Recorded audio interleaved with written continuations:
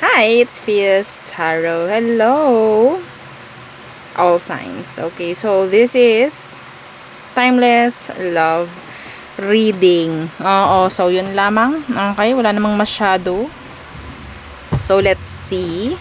Madalian lang. Okay, this is timeless. So anytime, any year, any month. O, diba? Kung mag-resonate and kung may gabay na makuha, edi goods, no? Okay? So, kung di para sa inyo yung reading, then hayaan nyo na lang muna para sa iba. Okay po. So, this is for all signs. No zodiac sign needed. Check lang natin kung anong mga dapat ninyong malaman about dyan sa specific person po ninyo. Okay? So, let's see who is this. Who is this?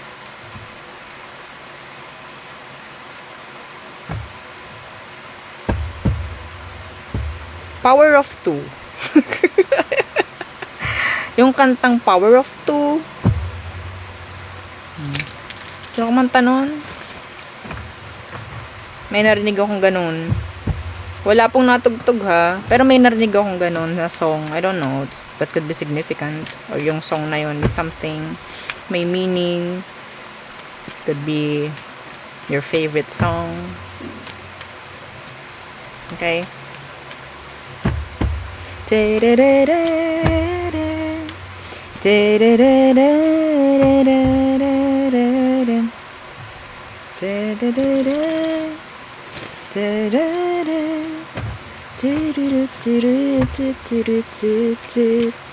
Ayun yan. Power of Two. Tama ba? Anyway. Who is this? Who is this? Okay. Power of Two. The Two of Pentacles. The Juggler. The Juggler. So again, kung may tanong po pagdating sa private reading and sa ating mga charms, yeah, they're all available. Okay? Okay. So, again, mag-message po. Ha? Huwag sa comment section magtatanong. Please. Okay. So, we have here the Two of Pentacles. So, sino ba tong taong to? They're a juggler.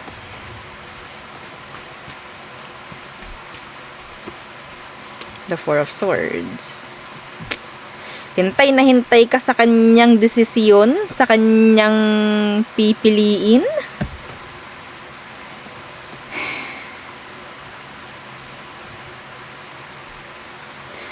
Madalas, yung connection or communication, or I mean, the situation itself is like shaky, rocky. There's a lot of delays. Yeah, the Four of Wands universe. Unstable. In general. Unstable. Gegewang-gewang ang inyong connection. Some of you, pwede kayo ay break ngayon. Hindi nag-uusap. Okay? So, let's see. Anong kailangan mong malaman ngayon sa kanya? Lalo na hindi nga kayo nag-uusap.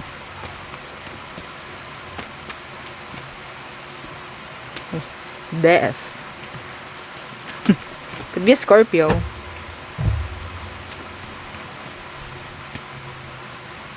They're stalking you. They're stalking you right now. Even though, yeah, there's this separation or maybe no contact. Okay? Pwede ini-stalk kayo nito. Yung iba sa inyo, naghihintay kayo sa kanya. Kaya, malabong may black. Okay? Malabong may mga black. Hinihintay mo yung message niya, reply, sagot, whatsoever. So, anong meron sa emosyon nito? Sa ngayon, ini-stalk ka niya, ha? Eh, madam, ini-stalk nga ako, bakit wala siyang ginagawa? Aba, malay ko. Ini-stalk ka lang niya. Okay? Sabihin natin, meron siyang mga plano ngayon. Depende sa kung anong nakikita niya ngayon sa'yo.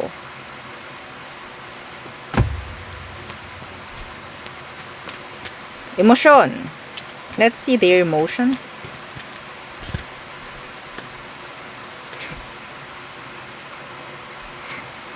Power of 2.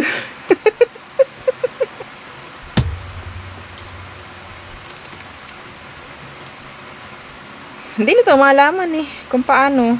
May pinipili ito, may pipiliin siya dapat. May pipiliin siya, kailangan niyang mamili. Two of Wands. Pero hindi niya magawa. Some of them, they're stuck. Sabihin natin may nakatali.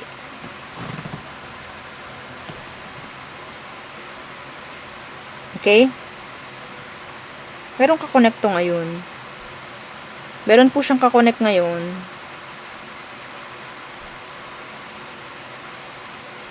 Emotion. Confused. Feeling stuck sa isang situation.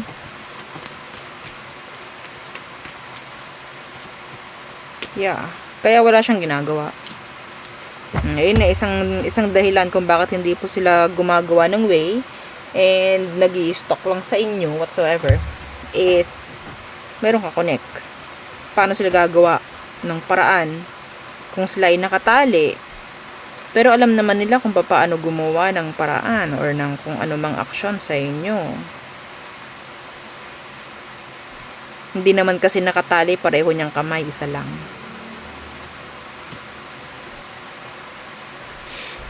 Decision niya na hindi gumawa ng aksyon papunta sa inyo. Decision. Kulang na lang dito the Two of Swords. Okay?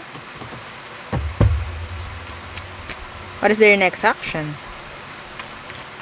What is their next action towards you? So, ang mga zodiac sign dito, Scorpio. Pinakamalakas, Scorpio.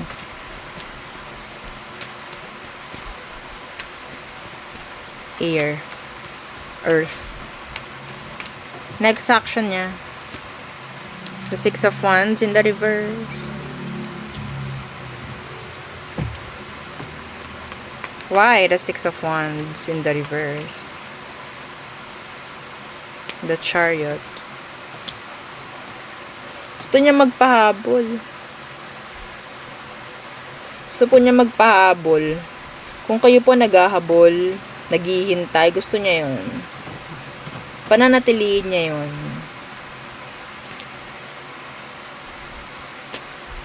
Okay?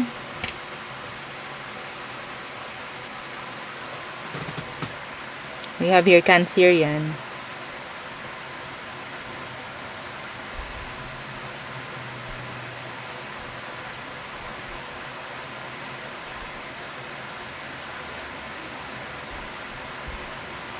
Next action, paasahin ka.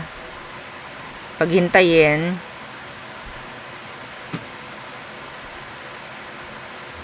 Okay? That's all. That is all.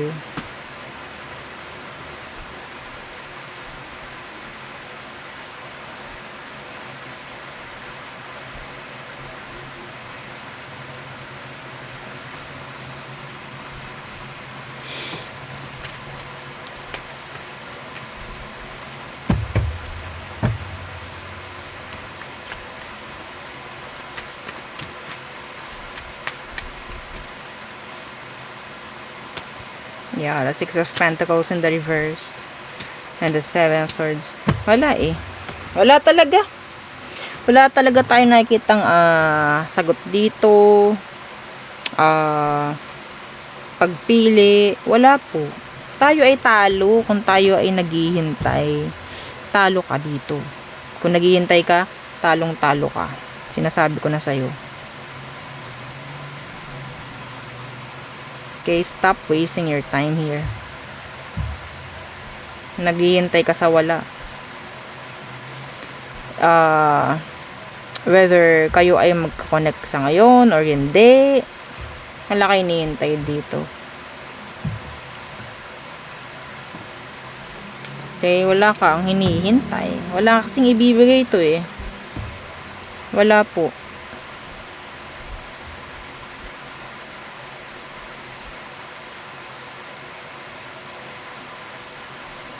Ang plano niya, kasi nakita natin, di ba, may plano siya. Depende sa kung anong nakikita niya sa'yo. So, kung nakikita niya sa'yo is nandyan ka, naghihintay ka, nagpo-post ka ng kung ano mang kalungkutan, tuwan-tuwa siya dun. So, ibahin mo. Okay? Pakitaan mo to ng kung anong hindi niya inaasahan from you. Okay? Pakita mo sa taong to, yeah, give them something to watch. Kasi, pinapanood ka eh. 'Di ba? So, for me, bigyan mo, pakitaan mo siya na okay ka. Hindi ka naghihintay, busy kang tao, tingnan mo kung anong gagawin. May, yan, tsaka siya gagawa ng action. Kasi dumidepende siya sa'yo eh. Dumidepende siya sa'yo sa kung anong nakikita niya sa'yo. Tuwang-tuwa kasi yan eh, kapag nakikita ka niya nga na nalulungkot, nalulumbay. Kasi, yeah, damang-dama niya yung yung value. No, yung value na ibinibigay mo, yung importansya, no? Yeah, you're feeding their ego. Okay, like feeding a monster. You're feeding a monster. Akala mo sa ginagawa mo is matitame mo yung situation or yung tao. It's not. It's not. Talagang pinapalala mo lang yung sitwasyon ninyo. Talagang pinapabagal mo, hindi mo talaga siya tinuturuan kung sino ba or kailangan ba niyang pumili. Yes, andun yung pangangailangan ng pagpili, no? Pero hindi mo sila hinahayaang pumili. Yes, lalo na kung sinasabi mong, "Hoy, ako yung piliin mo. Hoy, ako ganto, ganyan." Pinapakita mo sa kanya, deserving ako. Ako mas piliin mo. Madam, yun nga ang sinasabi ko eh. Which is wrong. Wrong.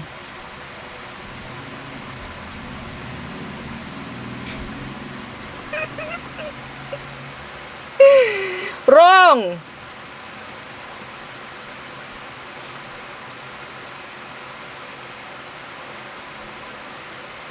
Madam, bakit? Doon nga nila nalalaman na talagang gusto mo sila.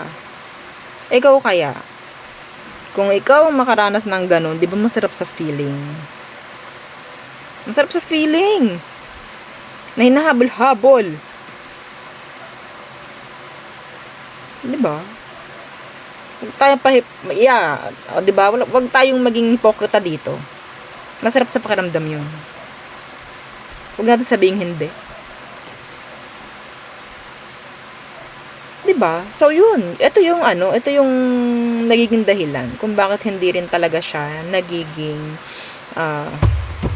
responsible. No? So, hindi siya pumipili, naghihintay sa kanya, kasi dumidepende nga siya sa kung anong nakikita niya sa'yo na yun yung pinakita sa atin. So, you're watching you. So, ibahin mo na kung ano man yung mga pinagagawa mo sa ngayon. Ibahin mo na yung mga pinopost mo kung sakali. Okay? Focus ka muna sa sarili mong kasiyahan. So, yun. Ang aking reading for you. This is timeless. So, nawa, makakuha, marinig to, mapanood ng kung sino man yung mga talaga nangangailangang makapakinig nito. Okay? Kasi sabihin natin yes, may kaunting tulong to para sa inyo. No? So, again, yeah, don't forget to like, share, and subscribe. And, yeah, follow our FB page and sa po nating YouTube channel. Nasa description box below. And, yeah, yun lamang. Again, thank you. Goodbye.